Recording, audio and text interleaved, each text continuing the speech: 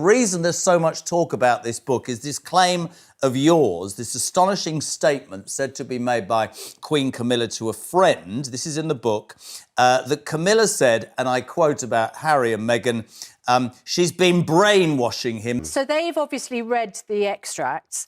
They say your commentary has long crossed the line from criticism into fixation. You know, or at least a normal person would know, that when you're being exposed by the industry's most foremost publications, there might be some truth. It is called Betrayal, Power, Deceit, and the Fight for the Future of the Royal Family. A new royal book has triggered another full-scale war around Meghan Markle and Prince Harry.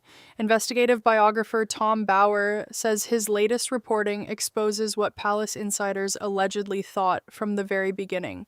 Harry and Meghan's side says the book is something very different. Fixation, conspiracy, melodrama. And once again, the argument isn't just about the royals, it's about celebrity, money, media power, and who gets to define the truth. Tonight we break down what Bower actually alleges, what can be verified, what the Sussexes flatly deny, and why this story has exploded right now. First, why does Tom Bower matter? Because this isn't his first collision with the Sussexes. Bower previously published Revenge in 2022, marketed as an insider account of Meghan, Harry, and the split inside the House of Windsor. And now he's back with Betrayal, Power, Deceit, and the Fight for the Future of the Royal Family, published in March 2026. Reuters reported that extracts published in the Times revived one of the most inflammatory claims yet, that Queen Camilla allegedly told a friend Meghan had brainwashed Harry. That is Bower's reporting, not a palace-confirmed fact.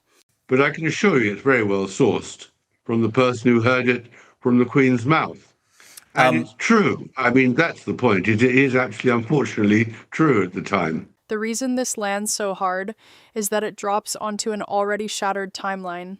Harry and Meghan married in 2018. They stepped back from royal duties in 2020 and moved to California. In the Oprah interview in 2021, Meghan said there had been concerns and conversations about how dark Archie's skin might be before he was born. But in 2023, Harry later told CBS he did not believe those comments were based on racism, calling it instead unconscious bias. That distinction matters. Then came Spare, where Harry described family arguments in striking detail, including a confrontation in which William allegedly pointed a finger at Meghan. So by the time Bower's new book arrived, the audience was already primed for another round of palace warfare. One was the claim that Queen Camilla told a friend that she thought Meghan had brainwashed Harry. There were suggestions that William and Catherine saw Meghan from the start as a threat. Here's where the script should stay disciplined. Bower's book makes three big categories of claim.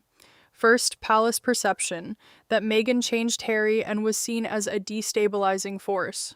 Second, interpersonal conflict, say that major tensions with William and Catherine began early.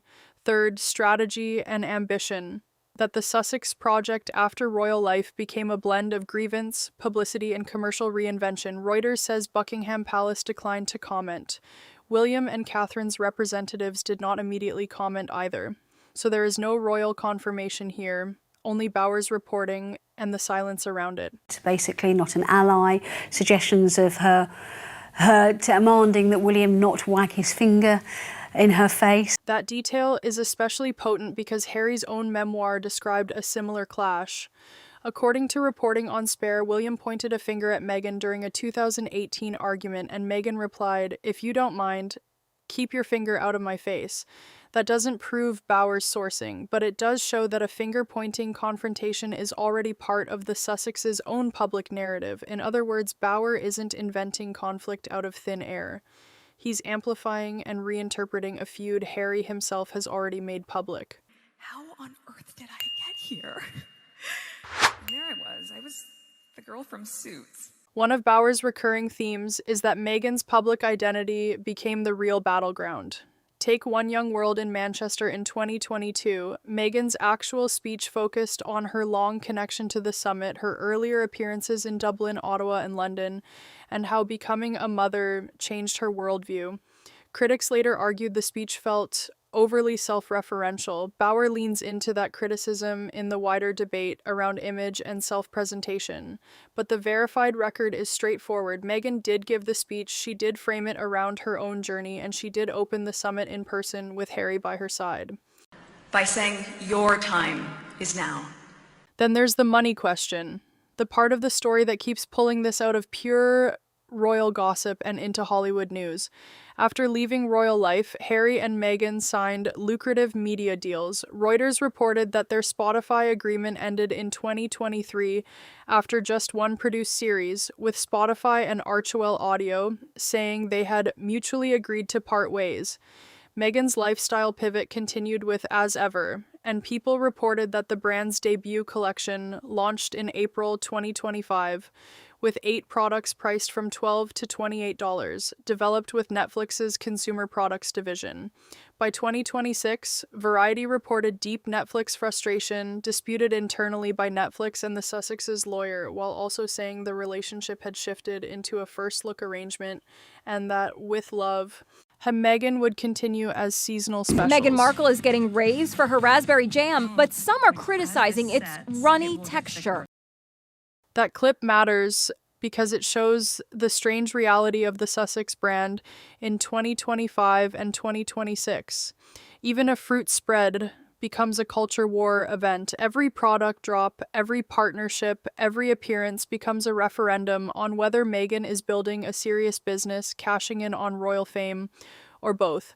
That pressure is exactly the environment Bauer's book enters, an audience already trained to see every move as motive. The bit that they'll hate. So, Bauer says that he talks about a specific wheelchair basketball competition between America and Nigeria. And he says, that some of the Nigerian soldiers weren't allowed in on visas, but, those that did make, the kind of team that they managed to scrape together out of those who made it into the country, did, feature people with missing limbs. But he says, now this is not me, I have not had an opportunity to bottom out this claim. I've asked the US Department of War and I haven't had an answer. But he says today's 2025 wheelchair basketball competitors actually had both visible and invisible impairments, including several competitors with the below-the-knee amputations or lower limb function loss. Additionally, none of the competitors are professional athletes, a strict eligibility requirement for Team US. And so we have a particular statement from a spokesperson for the Invictus Games Foundation, who said, "It is disappointing to see the Times give prominence to commentary that appears driven by a long-established agenda rather than a genuine understanding of the Invictus Games and the community it supports. The foundation exists to support the recovery and rehabilitation of wounded, injured and sick service personnel and veterans from around the world." This is the section that raises the stakes. Once Bauer's reporting touches Invictus, the fight stops being a palace soap opera and enters the territory of wounded service personnel and public trust. And the backlash was immediate. Team USA pushed back, the Invictus Games Foundation pushed back, so in the edit, this should be framed as a controversy over Bauer's claims, not as a settled fact. What is settled is that Invictus remains central to Harry's public identity, and any story that questions its integrity is going to trigger a far more serious response than another round of royal sniping. The serial. So they've obviously read the extracts. They say your commentary has long crossed the line from criticism into fixation. And that brings us to the Sussex response. Arguably the biggest headline outside the book itself. Reuters reported that a spokesperson for Harry and Meghan said Bauer's commentary had long crossed the line from criticism into fixation, and that those interested in facts will look elsewhere. Those seeking deranged conspiracy and melodrama know exactly where to find him.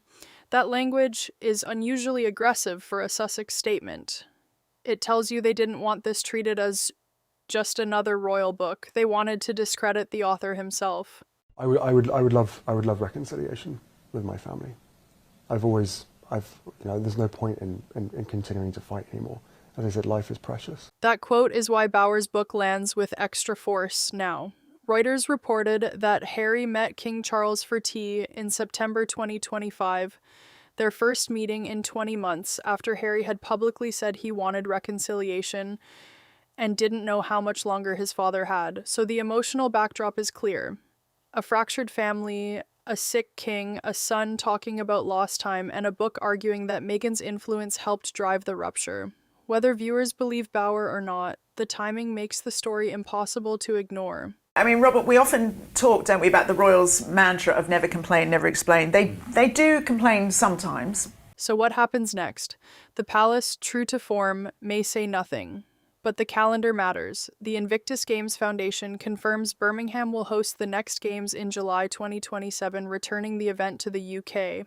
Meanwhile, Variety reports that despite all the turbulence, Archewell still has scripted projects in the pipeline at Netflix, while Meghan's lifestyle content continues in a reduced form. In other words, the Sussex story is not ending, it is mutating, from royal rupture into long-form celebrity reinvention. And that is the real reason this story sticks. Tom Bauer is selling a theory of Meghan Markle that millions of critics already want to believe, ambitious, controlling, relentless, and central to Harry's break with the House of Windsor. Harry and Meghan are selling the opposite theory, that authors, tabloids, and royal commentators have built an industry around obsession with them. The truth for viewers is not in one headline. It's in the pattern, the Oprah fallout spare, the business deals, the rebuttals, the family silence, and now this book. So the question we end on is simple. Did Tom Bauer expose something new, or just give a louder voice to a war that never really stopped?